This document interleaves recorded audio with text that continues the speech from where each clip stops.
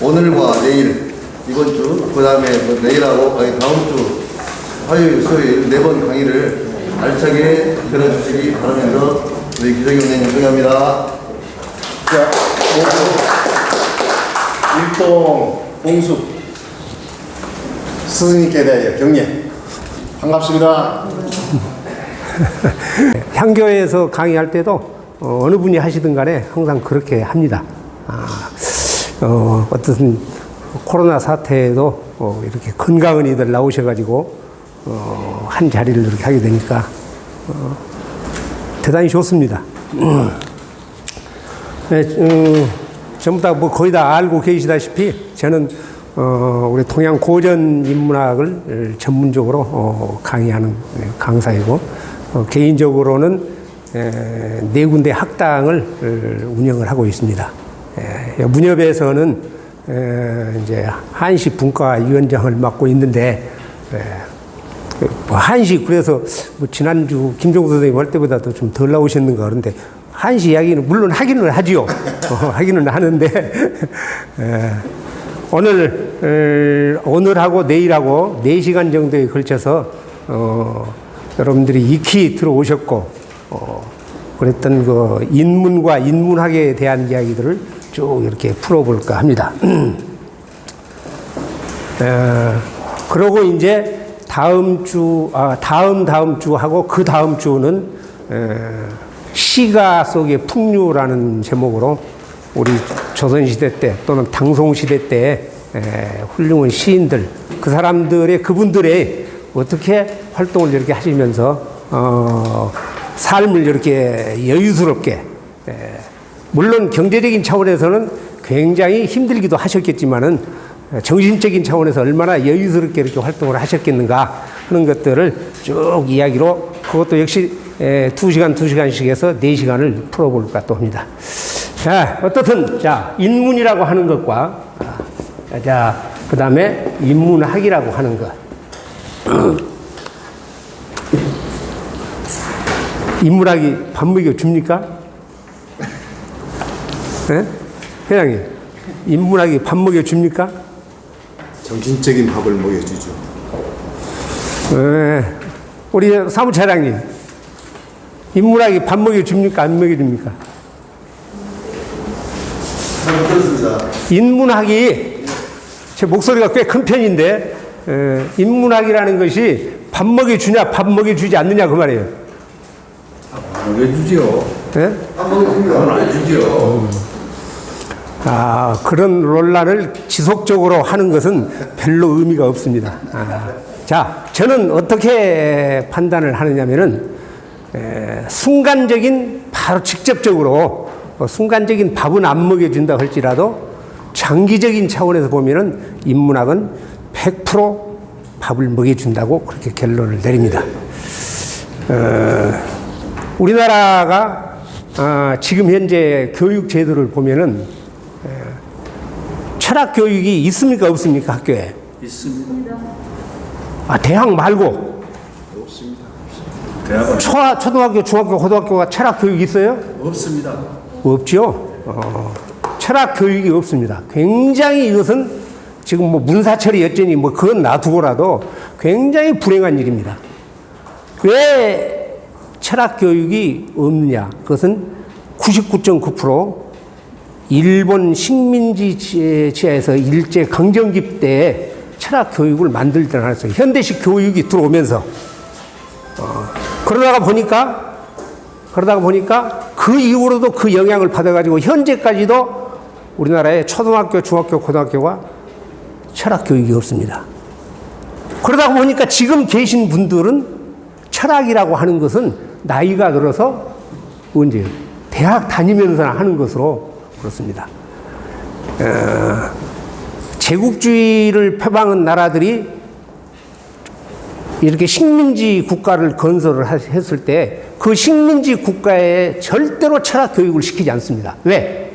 철학이라고 하는 것은 우주 자연을 연구를 하고 인간학을 공부를 하는 것들이죠. 그렇죠? 다시 말해서 인간이 명석해지고 명철해진다고 말해요. 철학 공부를 하게 되면은. 그런 이야기도 쭉 풀어가겠습니다만은, 그러니 식민지 국가의 철학 교육을 시킬 일이 있겠어요, 없겠어요? 없죠, 당연히. 그래서 일제 때 신교육이 들어오면서, 소위 서양식 교육이 들어오면서 철학 교육이 없었고, 그러다가 보니까 우리 역사학계 보면은 그런 것들이, 강단사학과 제야사학의 다툼이라든가 이견을 지금 너무나 잘 알고 계시지요.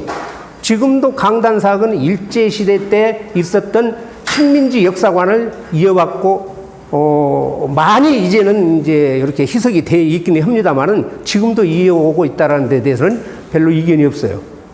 자, 어떻든 철학교육은 그래서 지금까지도 없었고, 심지어는 지금 어째요? 가장 인간답게 하고 꼭 우리가 소위 인문학적 차원이든지 아니든 간에 배워야 할 윤리, 도덕, 음악, 미술, 체육 이런 것들이 필수 과목에서 완전히 다 빠져 있다고 말입니다. 근래에 와서 포도시, 우리 전라도 표준말로 포도시 역사 교육이 지금 살아나고 있을 뿐이죠. 이건 정말로 비극적입니다. 모 S대학을 졸업을 해가지고 정계 훌륭에 나가셨던 분이 글을 써놓은 것을 제가 한번 봤어요. 프랑스에는 어렸을 때부터서, 우리로 따지면 초등학교 때부터서 중학교, 고등학교에 완전하게 필수 과목으로 철학 과목이 들어있답니다. 소위 필라소피라고 하는 철학 과목이. 그러기 때문에 아마 프랑스 사람들이 문화대국으로서 가장 자부심을 갖고 있지 않겠는가, 그렇게 표현을 해서 제가 그 뒤로 알아보니까 역시 그것이 틀린 이야기가 아니에요. 우리나라는 일제강점기에 받았던 영향이 모든 사회에 관련되어 있는, 특히 교육에 관련돼서 지금까지 이렇게 이어져 오고 있다. 여러분들이 잘 아시는 금융의 귀재라고 하는 조지 소로스라는 사람이 있어요. 워렌 버핏과 아울러서 금융의 천재라고 그러죠. 그 사람이 손을 댔다 하면은 돈이 안 되는 게 없다고 그러죠. 조지 소로스라는 사람. 그 조지 소로스라는 사람이 굉장히 힘들게 성장을 했습니다. 여러분들 다시 지금 바로 이렇게 인터넷 검색해봐도 그냥 아실 거예요. 굉장히 힘들게 성장을 하면서 어렸을 때부터서 안 해본 일이 없다 그 말이죠. 외판원, 그 다음에 막노동꾼, 배달원 이런 것을 쭉 하면서 어떻게 하면 돈을 벌 수 있을까. 그래서 젊었을 때부터서 내린 결론이 뭐냐, 사람을 알아야 쓰겠다라는 데 초점을 맞춘 거예요. 자, 인간을 알아야 되겠다. 왜? 돈의 흐름이라는 것은 누가 조정을 합니까? 결국 사람이 하죠. 사람을 알아야 쓰겠다. 사람을 알면 어떻게 해야 되느냐? 바로 인문학적 교육이 필요하다. 그래서 조지 소로스는 젊었을 때 그렇게 힘든 일을 하면서부터서 지속적으로 문화와 역사와 철학과 문학 등을 끊임없이 공부를 해왔다는 거예요. 그래서 바로 조지 소로스 같은 사람은 비난받는 면도 있긴 있지만은 엄청나게 바로 인문학을 중요성을 이렇게 강조를 해왔습니다. 자, 금세기에 와서 아주 대표적인 그 부자로 이름난 사람 중에 바로 얼마 전에 찾고 있지만은 스티브 잡스 같은 사람도 있고, 또 컴퓨터로 해서 또 세계 1위 갑부에 올라섰던 누가 있습니까? 그렇지, 사람이 누구냐 그 말이죠. 빌 게이츠지요. 빌 게이츠. 이 두 사람이 조금 이제 내용적으로 들어가 보면은 바로 인문학의 중요성을 그렇게 강조를 해왔다 그 말이죠.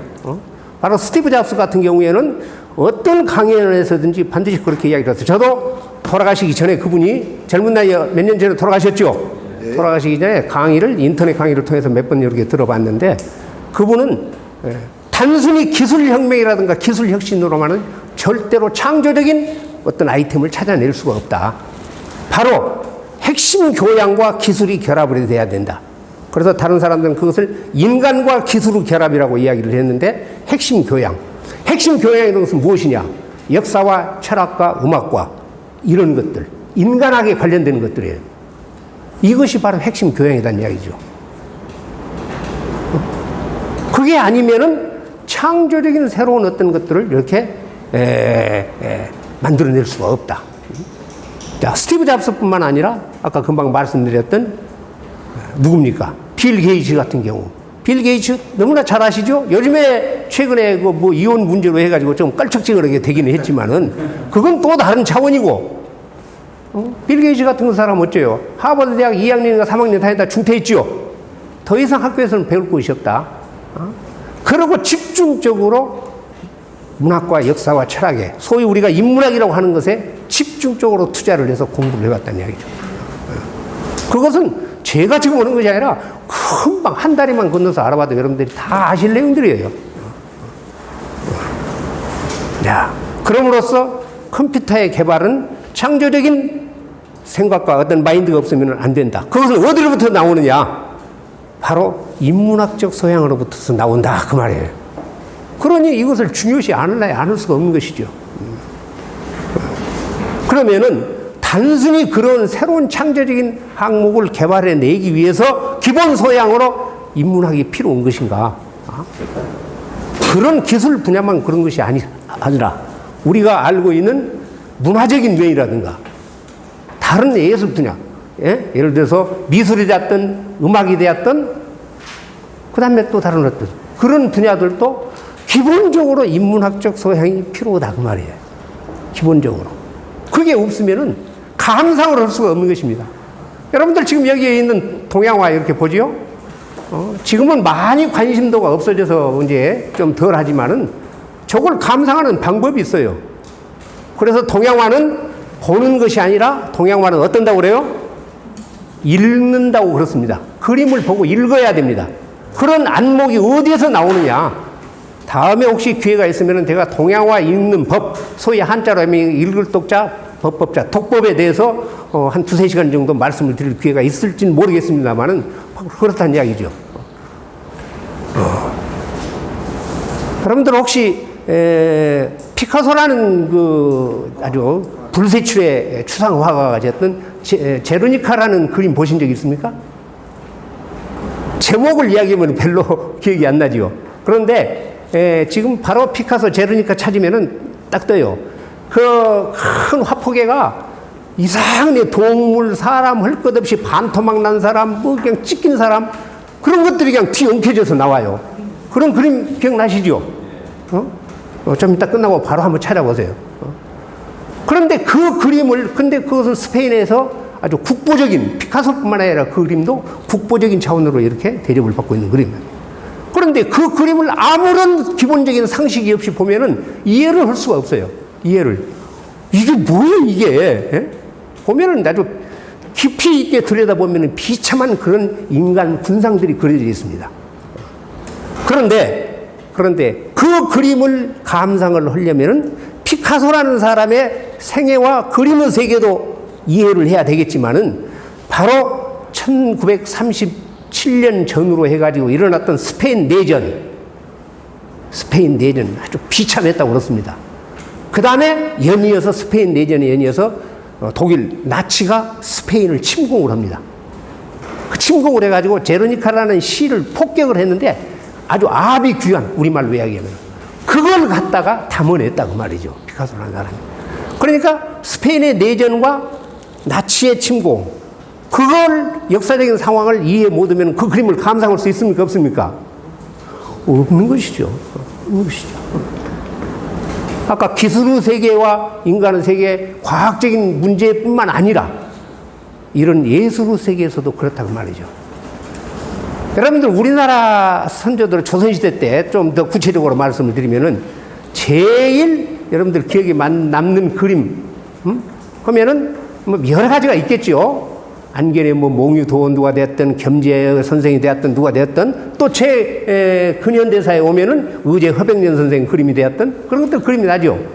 또 한 사람 정말로 글씨와 학문에 대해서 금서각에 대가였던 사람 누구를 찾습니까? 누구? 추사. 김정희 선생을 이야기를 하죠. 김정희 선생. 김정희 하니까 여기 지금 우리 사무국장이고 또 누구지? 지금 부회장. 예. 그분은 통 역을 안 들어와. 이름을 같이 쓰신 것 같네, 한자를 제가 얼핏 보니까. 추사 김정희 선생의 하면은 김정일 선생 같은 구 한 말에 금서각의 대가이고 중국에서까지도 조선에 이런 학자가 있었다는 것은 정말 경이스러운 일이다 할 정도로 이분이 그렸던 그림이 어떤 그림이에요? 예? 세안도. 그렇죠. 세안도 다 알고도 말씀 안 해보지요 지금. 응? 응? 세안도지요. 우수학생이라 금방 알아. 예?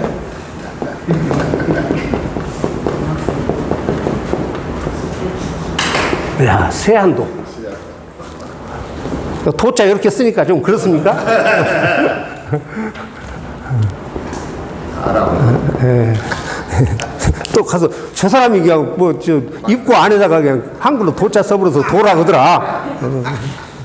예, 한 20년 이런 강의를 하러 돌아다니다 보니까 별수로 사람들이 다 있습니다.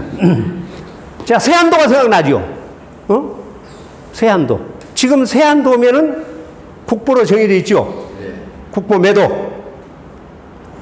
이제 거기서 걸려 이제 세안도 물어보니까 알겠습니다 해놓고 이제 가면 또 물어보죠. 국보. 자, 그러니까 그까지만 아니.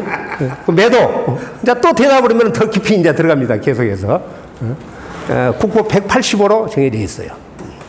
그런데 세안도라는 그림을 보면은 알고 보지 않으면 그 그림을 깊이 들어갈 수가 없어요. 그 당시에 추사 김정희 선생이란 분이 어떤 환경 조건 속에서 그 그림을 어디서 그리셨습니까? 제주도. 어디? 한라산. 네? 제주도 서귀포 근방에 대정이라는 데로 귀향을 가셔가지고 거기서 아주 곤란한 생활을 이렇게 보내셨습니다.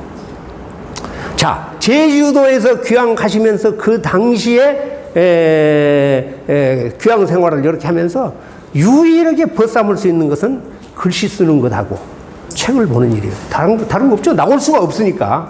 유리한치 되다시피 해서 갇혀서 이렇게 살으셨으니까.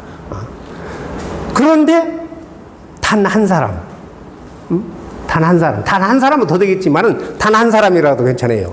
제자이자 친구같이 말년에 가깝게 지냈던 사람이 누가 있습니까? 자, 우선 이상적 선생이란 분이 있어요. 추사 김정일 선생보다는 15인가 16살 정도, 15, 16세 정도 아래입니다.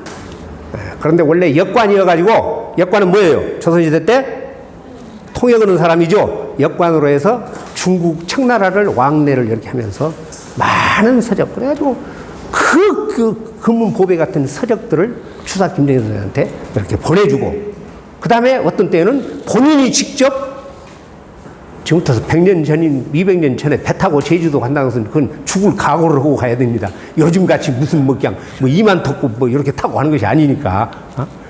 그런데 선생을 생각을 해서 바로 우선 이상적 선생에 대한 제자이자 나중에는 친구가 저렇게 되는 그 고마움을 생각을 하면서 그 세안도라는 그림을 그려줬어요. 그런데 바로 다른 사람도 아니고 우선 이상적 선생한테 당신이 좀 먼저 감상을 하시오. 그래서 세안도 제일 위쪽에 보면 우선 시상이라고 되어 있습니다. 우선은 이상적 선생의 호예요. 시상은 먼저 보시라 그런 이야기예요. 그러고 나서 뒤에 도장은 장무상망이라는 도장. 오랫동안 자네하고 나하고 잊지 말고 지내세요. 그 정이 고마워가지고. 그리고 추사 선생이 그린 그림은 그 당시 추사 선생이 독특하게 개발해낸 그림법이 아닙니다. 원나라 때부터 이루어왔던 화풍 중에 하나예요. 그런데 추사 김정희라는 분의 학문적인 내용과 여러 그런 것들이, 그래서 우선 이상적 선생이 그 그림을 가지고 청나라에 들어가서 그 당시에 청나라의 아주 대표적인 학자들한테 다 보내주니까 추사 선생의 안부를 물어보면서 전부 다 거기에다가 이렇게 토를 달아줬죠. 글을 이렇게, 그게 총 길이가 13m 정도 된단 말이죠. 그게 국보로 정해져 있다는 이야기죠. 그러니까 그 당시에 그 그림 한 장을 감상으로 인해서 어째요? 그 당시에 일어났었던 모든 사회상, 청과의 우리와의 관계, 예술 세계, 이런 것들을 통째로 이해를 할 수가 있다 그 말이죠. 그 이야기, 세안도 이야기가 나왔으니까 세안도가 어쩌습니까? 일제 때 일본 학자가 취득을 해가지고 일본으로 가버렸죠. 그렇죠. 근데 그것을 찾아오신 분이 바로 박정희 대통령한테 글씨 서예 선생을 했던 소전 손재영 선생입니다. 손재영 선생이 일본 사람들이 1945년 이제 끝나고 이렇게 이제 건너가고 이제 그러니까 그 무렵에 그 일본인 학자한테 가서 세안도는 우리 조선의 것이니까 주고 가십시오. 그러니까 가지고 가버렸어요. 그래가지고 그 이제 45년 이렇게 이제 그 전쟁통에 1945년 그 이제 전쟁통에 손재영 선생이 일본에 가가지고 달마다 그 소장하고 있는 그분의 집에 찾아가가지고 세안도 주십시오. 내가 사겠습니다.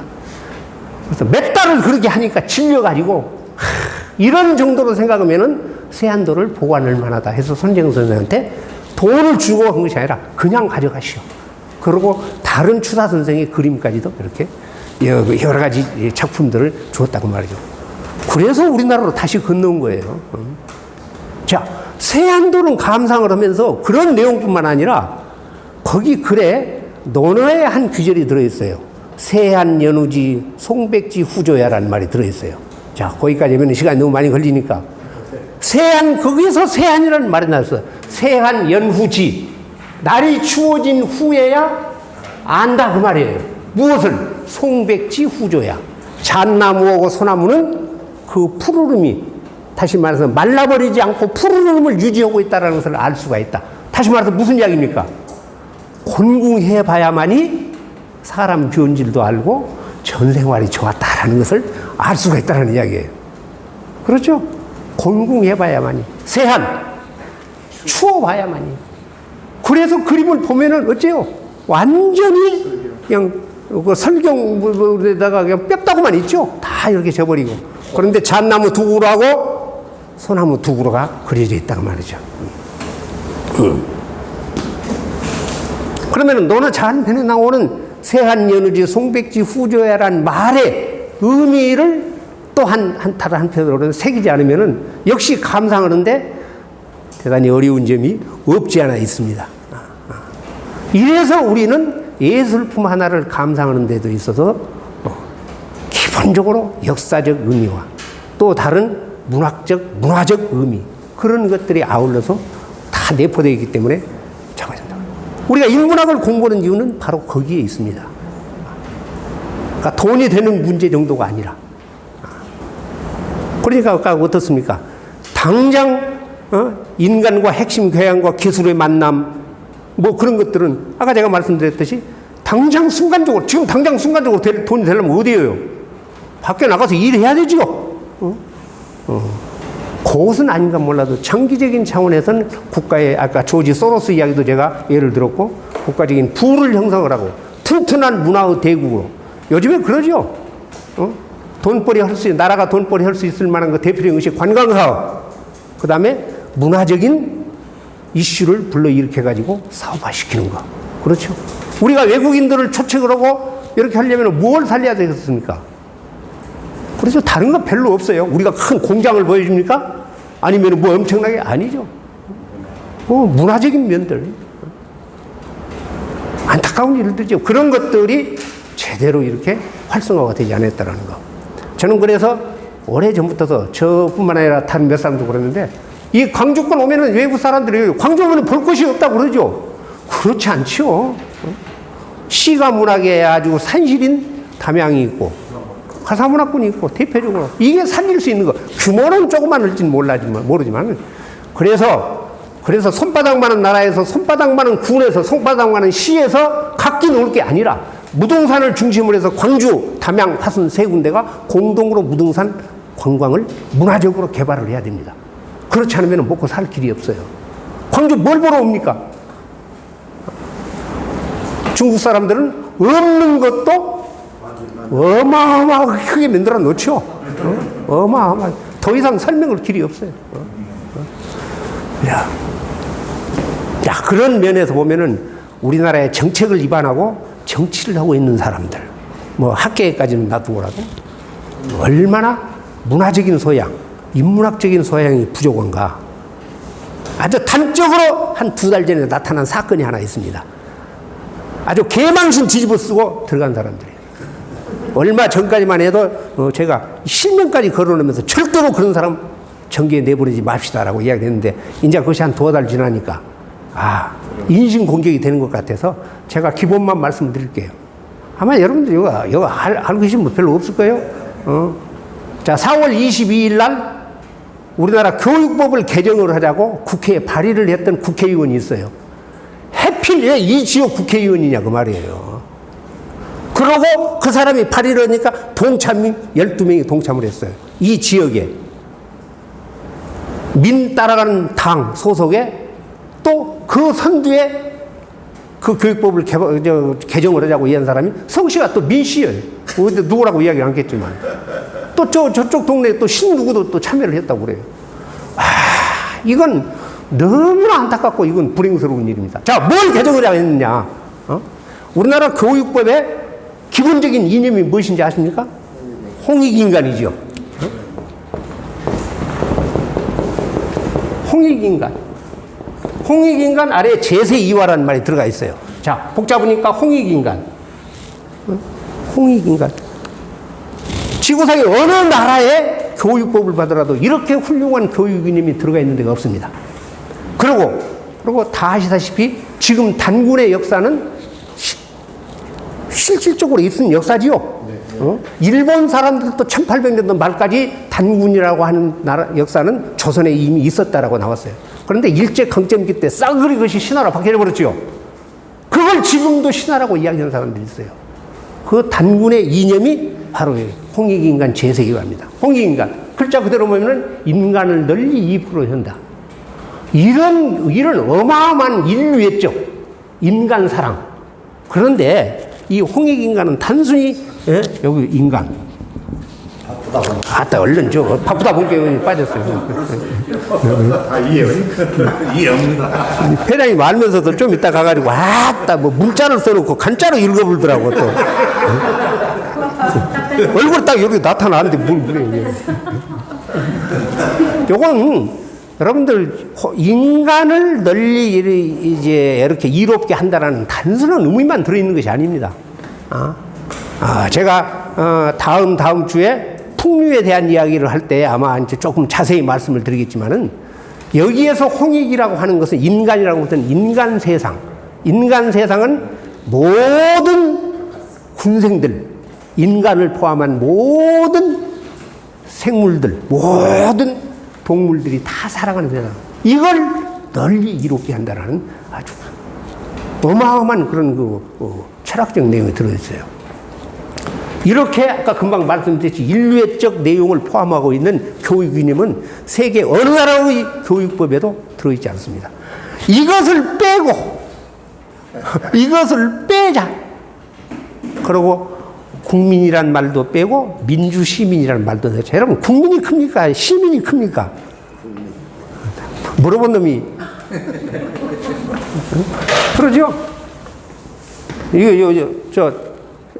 섬차장님, 함차장님, 여기 지우개 다른 거 가지고 잘 좀 닦아주고 아니면 옷으로 닦아보려니까 옷 닦으려니까 벗어야겠네.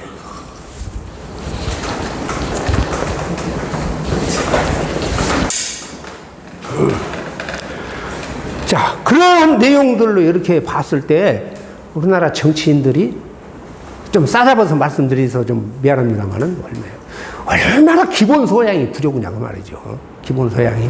이거 없는 것도 이런 것은 오히려 만들어가지고 지금 넣어야 될 것 아닙니까? 그러잖아요. 없는 것도 만들어서 우리는, 우리나라에, 우리 대한민국은 이런 엄청난 교육의 이념을 가지고 있다. 만들어 넣어도 시원찮아지거나 있는 것을 빼자.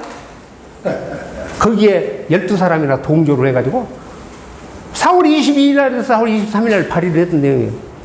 그래가지고 학계에 있는 사람들이 갑자기 알고 어째요? 74.5%가 그냥 거기에 또 25%는 동조를 했던 모양이야 또 거기에서. 그래서 순식간에 올렸다가 미안합니다 사과하고 내렸어요. 있을 수가 없는 일이에요.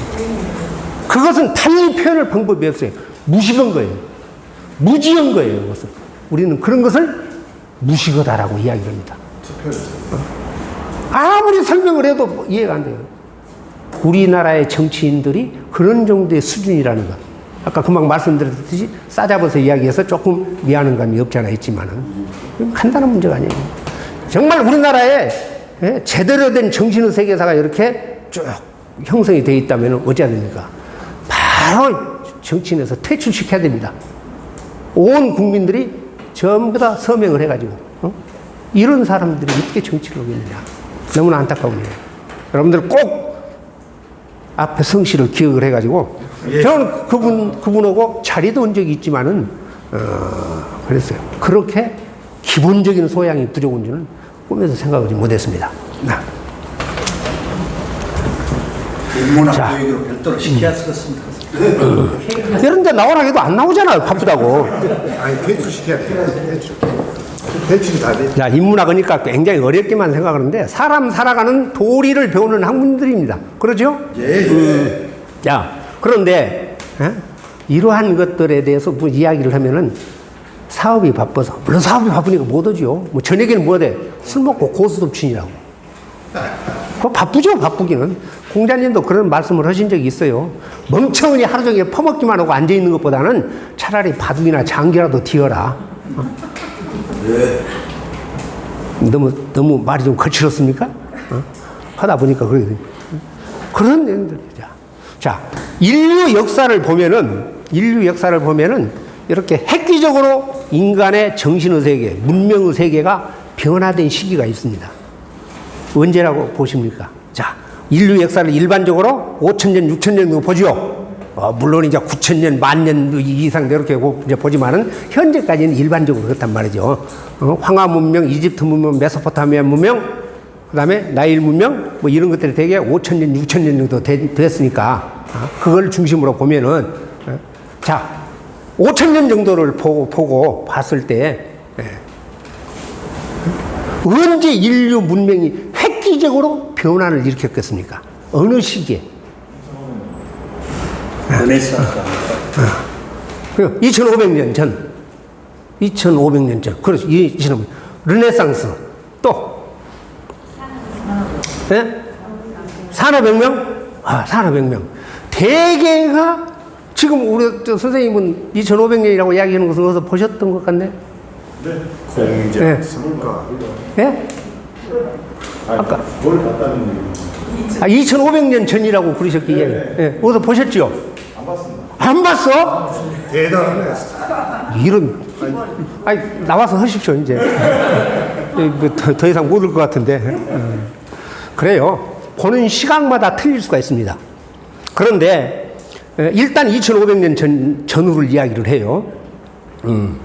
일단, BC 8세기에서부터서 BC 2세기까지 약 한 600년간을 인류의 문명의 재변혁 시기다라고 봅니다. 이것을 갖다가 축심 시대라고 이야기를 해요. 축심. 차추 후. 축심 시대. 축심 시대라고 해요. 영어로는 엑사이얼 에이지. 추구 시대라. 추구 시대라고 이렇게 이야기를 합니다. 누가 이야기를 했냐면은 칼 야스퍼스라는 유명한 독일의 철학자가 이야기를 했어요. 그분이 지었던 역사의 기원과 목표라는 책에 1949년 발간한 책입니다. 거기에 보면은 인류의 문명이 획기적으로 변화를 했던 것은 BC 8세기에서 2세기까지 600년 사이다. 이렇게 이야기를 해요. 너무나 정확한 이야기예요. 아까 그래서 제가 깜짝 놀랐어요. 그 중간이 여기지요, 시방. 실수했어요. 시방이라는 말은 사투리가 아닙니다. 시방. 완전히 한자 말이에요. 시방. 지금이다, 그 말이에요. 금방 말씀드렸듯이 르네상스 같은 경우에는 AD 14세기에서부터 16세기까지 그건 서양 중심적입니다. 우리가 무슨 뭐 르네상스고 이쪽에 동아시아 쪽이 뭐 별로 관계가 있습니까? 없죠.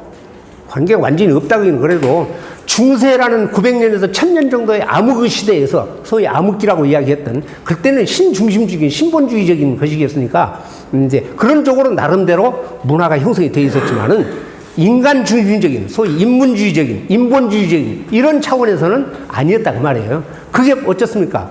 12세기 후반부터서 일어나기 시작해서 14세기 16세기 사이에 한 150년 200년 사이에 이탈리아를 중심으로 해가지고 일어났던 그걸 르네상스라고 그러죠. 한자말로는 문해부흥 시대.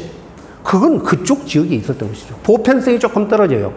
그 다음에 산업혁명은 1700년도 후반부터서 영국의 방직공업을 중심으로 해서 소위 이렇게 이제 완전히 획기적으로 산업이 이렇게 개편되어 있던 시기. 그건 18세기 중반부터서 19세기까지 유럽 전체가 산업혁명의 물결 속에서 휩싸이게 된 것은 영국 산업혁명 이후로 약 한 100년 가까이가 걸립니다. 그것도 역시 그쪽이었다 그 말이죠. 그래서 그것도 역시 보편성이 조금 떨어집니다. 자, 그렇다고 하면은 금방 말씀드렸듯이 이건 어떤 것이냐? 이건 어떤 것이냐? 이 시대에 바로 BC 8세기부터서 BC 2세기 사이에 600년간에 이 중간 정도에가 바로 누구였어요? 인물로 치면은 공자고 그렇죠. 공자도 있고 석가도 있고 소크라테스라는 사람도 있고 그래요. 공자도 있고 석가도 있고 소크라테스라는 사람.